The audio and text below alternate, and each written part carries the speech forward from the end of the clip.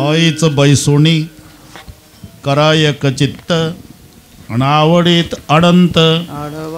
हे सोपं वाटत असलं तरी एवढं सोपं नाही. पहिलं ठाईच बसणंच कठीण आहे.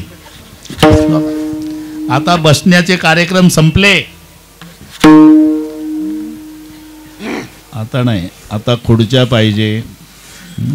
मांडी घालणं एवढं सोपं नाही. पूर्वी मावल्या मांडी घालून स्वयंपाक करायच्या, त्याला भद्रासन म्हणतात. ते तळव्याले तळवे पायाचे, मांड्या जमिनीवर, पीठ मळायचं दोन्ही हातानं एक, आणि ते चर्मकार जोडे चपला शिवताना त्याचंही तेच आसन. हे दोन्ही पायाचे तळवे एकाला एक, मांड्या जमिनीवर, दिवसभर रापी चालायची त्याची. माऊलीचा स्वयंपाक तसा. म्हणून किडनीचा आजार यांना नव्हता, महिलांना आणि चर्मकार म्हणजे भद्रासन होतं. आता किचन वटा, पायात स्लीपर, कारण ते फरशीच. पूर्वी आमची एकही म्हातारी पडली नाही घरात. सारवलेलं घर न सड्याचं अंगण. आता सगळे पेशंट डॉक्टर म्हणतात, काय झालं ताई? किचनमध्ये पडली साहेब. तुमचं काय? मी बाथरूम. तुमचं संडासमध्ये. तुम्ही पायऱ्या उतरताना. अरे पूर्वी एकही म्हातारी नाही पडली.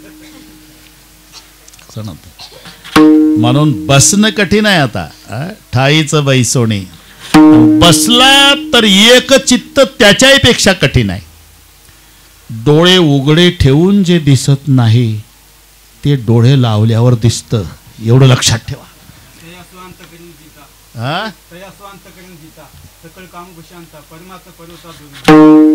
परमात्मा परवता दूर नाही, स्वांत करेल जिता. सगळे काम शांता तया परमात्मा पर्वता दूर नाही. पा वेल्डिंग पा, हे जुने लोक आहे का नाही, बरोबर फिट. मग एक चित्त एवढं सोपं नाही. कारण डोळे लावून पहा तुम्ही, बोंडवेजी, इथून विटाची भट्टी दिसेल तुम्हाला. आता उघडे ठेवून मी दिसतो, डोळे लावा, विटाचा कारखाना. म्हणून ठाई खरा एकच. आणि चित्त धावे. हा तुमचं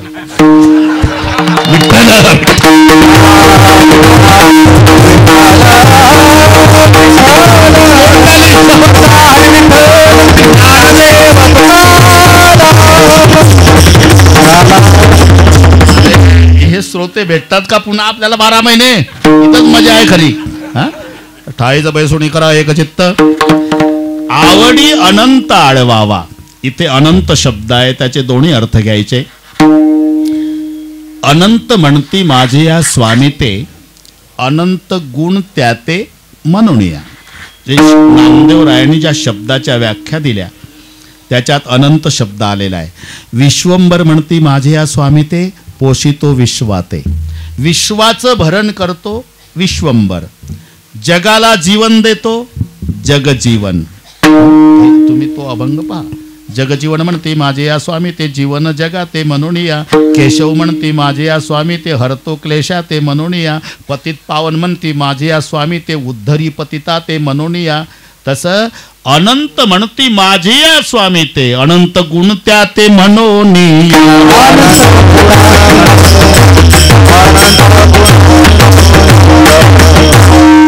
अनंत गुणाचा अनंत गुण आहे, त्याचं नावही अनंत आहे आणि त्याला नावेही अनंत आहे.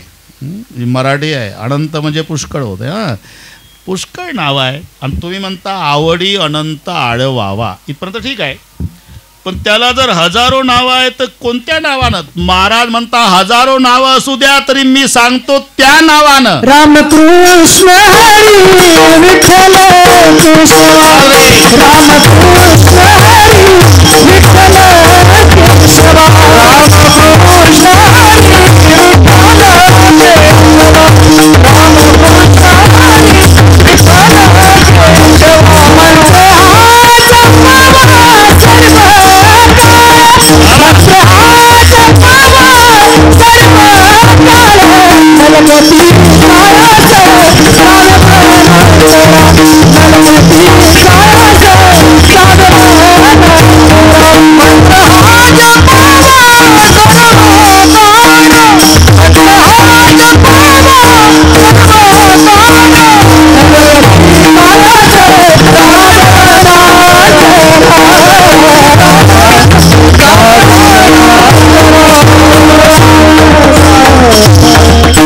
असू द्या ना, अनंत नाम असले तरी मग कोणत्या नामानं आडवावा? राम, कृष्ण, हरी, विठ्ठल, केशवा हेच का? याचं कारण आहे त्या त्या नामातली ताकद सांगताना.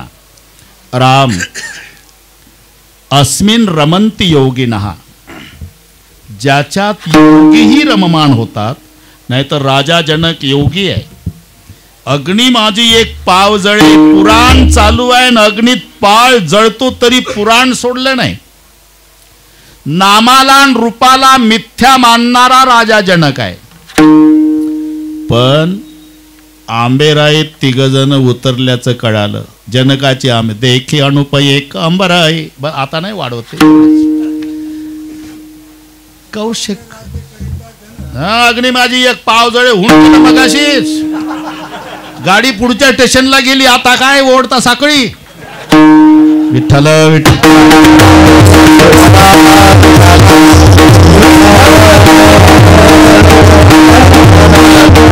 झालं. हो झालं झालं बाबा, ते बरोबर आहे, तुमचंही बरोबर आहे. थोडासा झालं मागं पुढे होते, काय नाही. आणि जेव्हा जनक राजे आंबेराईत आले, विश्वामित्राला दबक्या आवाजात विचारलं, कहवनाथ सुंदर दो बालक, मुनिकुल तिलक की नृपकुल पालक, सहज बिराग रूप मन मोरा, थकित होई जे मी चंद चकोरा. हे जनकाचे उद्गार आहे. मी नामाला आणि रूपाला मिथ्या मानतो बाबा, पण याच्या रूपानं मी पागल झालो. हा कोण आहे? विश्वामित्र म्हणले, तू पागल होतो संसारिक आहे, त्याच्यात नवल काय? अरे माझ्यासारखा साधू पागल केला यानं. हा राम आहे. अस्मिन रमंती योगिनः, योग्यालाही रममान करतो तो राम. पुढे कृष्ण शब्द आहे, चित्ताचं आकर्षण करतो. कृकर्षयती, त्याला कृष्ण म्हणतात. सगळ्या गोपिका पागल केल्या. चित्त वेधेले नंदाच्या, नंदने तुका म्हणे येणे, बा जमलं. कृष्ण. पुढे हरी.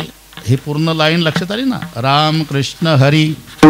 हरी शब्दाचा अर्थ आहे रू हरती पापाने. जो पापाचं हरण करतो त्याला हरी म्हणतात. चित्ताचं आकर्षण करतो त्याला कृष्ण म्हणतात. योग्याला रममान करतो त्याला राम म्हणतात. राम कृष्ण हरी. त्याच्या पुढे शब्द विठ्ठल. विठ्ठल. विठ्ठल शब्दाचा शब्दार्थ पांडुरंग होतो. विठ्ठल शब्दाचा शब्दार्थ पांडुरंग, पण अक्षरात 3 अर्थ आहे. जसं मंदिर शब्दाचा शब्दार्थ देऊळ झाला, पण 3 अक्षर. मंदिर.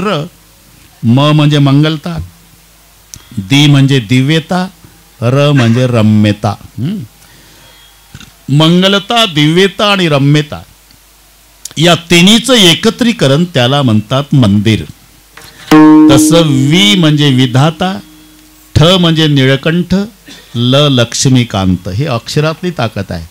विकारो विधाताय, ठकारो नीलकंठकः, लकारो लक्ष्मीकांत, विठ्ठल नाम भिदीयते. ही विठ्ठल शब्दाची व्याख्या आहे. वीचा अर्थ विधाता केलं, ठचा अर्थ निळकंठ केलं, लचा अर्थ लक्ष्मीकांत. लक्ष्मीकांत म्हणजे विष्णू, निळकंठ महादेव, विधाता ब्रह्मदेव. ब्रह्मदेव उत्पत्ती, महादेव संहार, विष्णू पालन. हे तिन्ही विठ्ठलाकडे बसतंय. प्रसवला विश्व तुची, हा ब्रह्मदेव झाला. घडीमोडी ह्या मात्रे महादेव झाला. आणि सांभाळ करतो विष्णू झाला. हे तिन्हीचं एकत्रीकरण तो विठ्ठल. राम कृष्ण हरी. विठ्ठल केशवा. केशवम क्लेशनाशाय, जो क्लेशाचा नाश करतो तो केशव. पुन्हा एकदा योग्याला रममान करतो तो राम.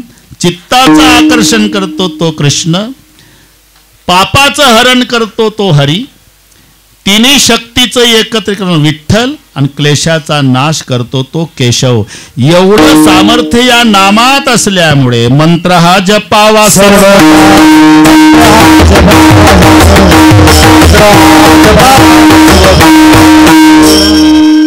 बर ठीक आहे पाहून घेऊ तुम्हाला. राम कृष्ण हरी विठ्ठल केशवा. मंत्र हा शब्द का आला? हे संबंधी दर्शक सर्वनाम आहे. त्यापेक्षा तुम्हाला जास्त माहिती आहे, एखादं मराठी व्याकरणामध्ये 9 सर्वनामे येतात. मी, तू, तो, हा, जो, कोण, काय, आपण, स्वतः. किती झाले? कोण मोजले म्हणा बरं एकदा. मी, आमचे निकम बाबा व्याकरण शिकवायचे. निकम बाबा. मी, तू, तो, हा, जो, कोण, काय, आपण, स्वतः ही मराठी व्याकरणातली 9 सर्वनामे. ती ते दूरदर्शक आहे. हा, ही, हे संबंधी दर्शक आहे. म्हणून जिथं ते येतं ना बाबा तिथं हे येतं. हो काय हो? जिथं ती येते तिथं ही येते, आणि जिथं तो येतो तिथं हा. म्हणून रूप पाहता लोचणी सुख झाले व साजणी. तो हा विठ्ठल बरवा का? एकेकाळी वैकुंठात होता तो दूरदर्शक, आणि सोलापूर जिल्ह्यातल्या पंढरपुरात आला हा संबंधी दर्शक. हा जवळचा आणि तो दूरचा. बस जाऊ दे. हा मंत्र हा गुरुजी कसे शाळेत शिकवतात आणि लिहून देतोय. गुरुजी बोर्डावर धडा लिहून देतात. विद्यार्थ्यांना म्हणतात आता मी लिहून दिलाय ना, हा धडा पाठ करा. त्याच्याकडे बोट दाखवून विद्यार्थी हा धडा पाठ करा. तसं मंत्र हा जपावा. हा म्हणजे आता सांगितला, इकडे बोट दाखवलं. राम कृष्ण हरी विठ्ठल केशवा. मंत्र हा जपावा. आता मंत्र कशाला म्हणतात? मननात त्रायते. 2 शब्द आहे मंत्र शब्दामध्ये. मननात त्रायते यस्मात तस्मात मंत्र प्रकीर्तिताः. ज्याचं मनन केल्यानंतर तो तारतो त्याला म्हणतात मंत्र. मंत्र हा जपावा. जप शब्दाचाच अर्थ आहे जकारो जन्मविच्छेदा, पकारो पापनाशना. हे वाढत चाललं बरं का. जप शब्द, जप कशाला म्हणतात? डोळे मिटून हातात माळ घेणे आणि चित्त धावे. हा बस. हे कृती असली तरी त्या ज आणि प मधले अर्थ दिले. जकारो जन्मविच्छेदा, पकारो पापनाशनः. पुढचे जन्म संपवण्याची आणि पाप निवृत्तीची क्षमता ज्या कृतीत आहे त्याला म्हणतात जप. मंत्र हा जपावा सर्व.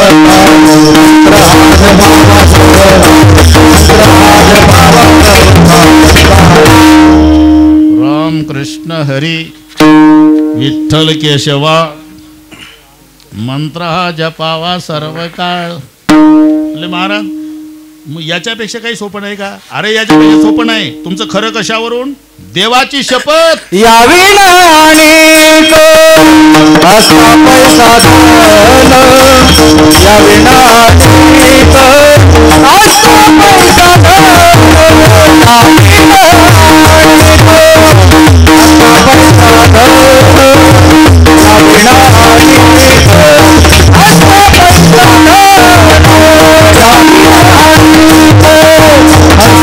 धन, यावी नाणिक असा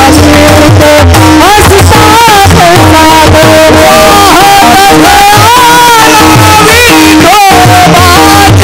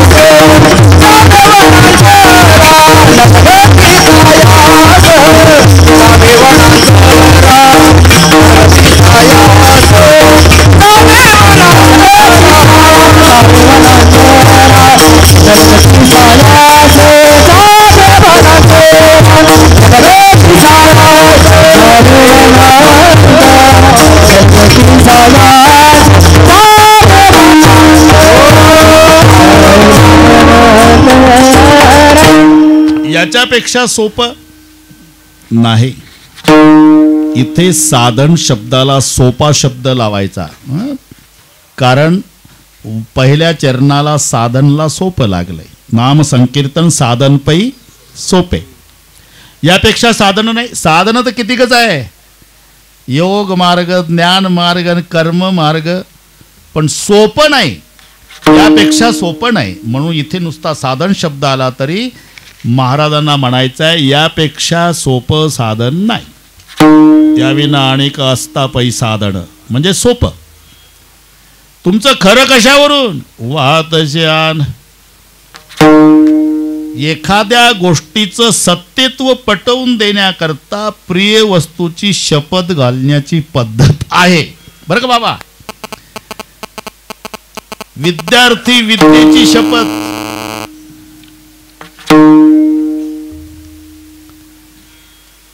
साधू संत देवाची शपथ, मुलगा आईची शपथ.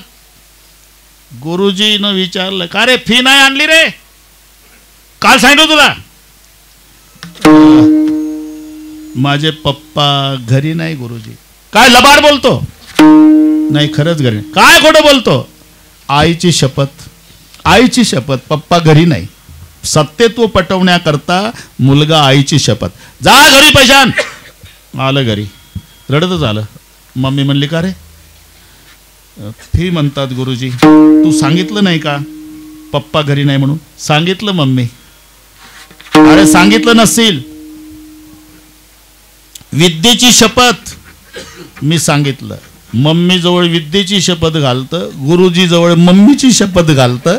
सत्यत्व पटवण्यासाठी प्रिय वस्तूची शपथ घालण्याची पद्धत आहे. तसं साधूचा प्रिय वस्तू भगवान आहे. म्हणून सत्यत्व पटवण्यासाठी तुझी आन वाहिन गा देवराया, बहु आवडसी जीवापासूनिया. खरं कशावरून, तुझी आन वाहिन गा. सत्यत्व पटवण्यासाठी प्रिय वस्तूची शपथ घालण्याची पद्धत असल्यामुळे यापेक्षा सोपं साधन नाही. कशावरून,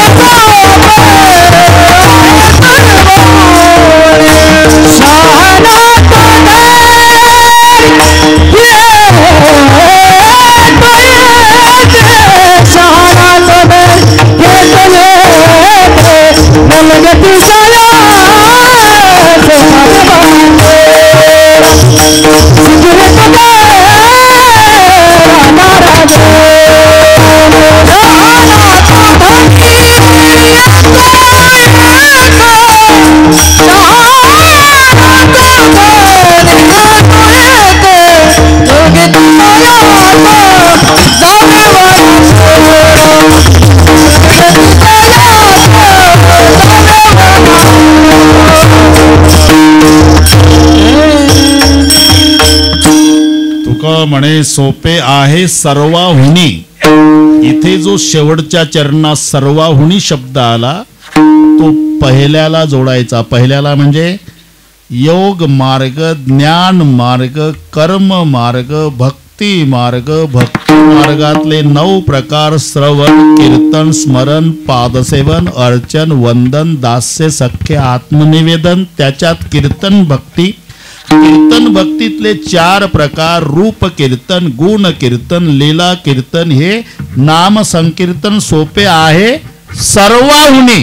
हे पुन्हा तिकडे वेल्डिंग करायचं, त्याला आमच्यात मिळवणी म्हणतात. अडचण काय आहे, अरे सोपं आहे म्हणून ते डावलतं, हे अडचण आहे. पण ज्याला महत्व कळलं तो शहाणा. शहाणा तो धनी. बस जमलं भाऊ. आता न लगदी सायास जावे वनांतरा माझी सुखे येतो घरा नारायण. माऊलीचं भजन होईल. ते थोडीशी चुकामुक झाली माझ्याकडून, कारण एकादशा 2 आल्या. अनिल एकादशा 2 आल्या म्हणून मी उद्याचं लिहून ठेवलं डायरीत. कारण माझं उद्या विश्वशांती केंद्रावर असते.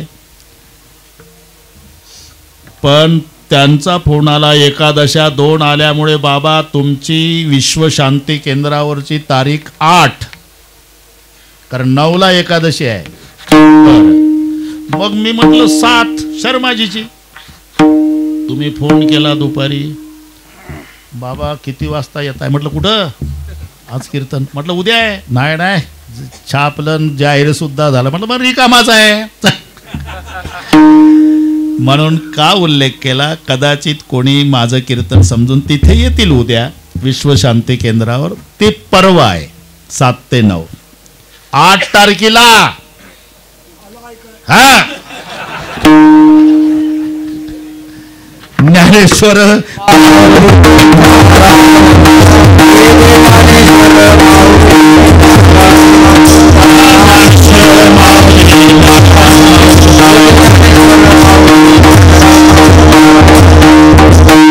नाम संकीर्तन साधन पै सोपे जळतील पापे जन्मांतरचे छायाचं जावे वनांतरा सुखे तो घरा नारायण ठाईचं पैसुणी कराय चित्त आवडी अनंत आळवा रामकृष्ण हरी विठ्ठल केशवा मनोवा सर्व का या विना आणि कसता पै साधन वाहतसे आण विठोबाची तू कामणे सोपे आहे सर्वावणी शाण ध्वनी घेत असे. झालेली सेवा प्रभू चरणी माऊली चरणी समर्पण आहेच, त्याच्यात वाढ व्हावी ही प्रभू चरणी प्रार्थना. विठ्ठल जय जय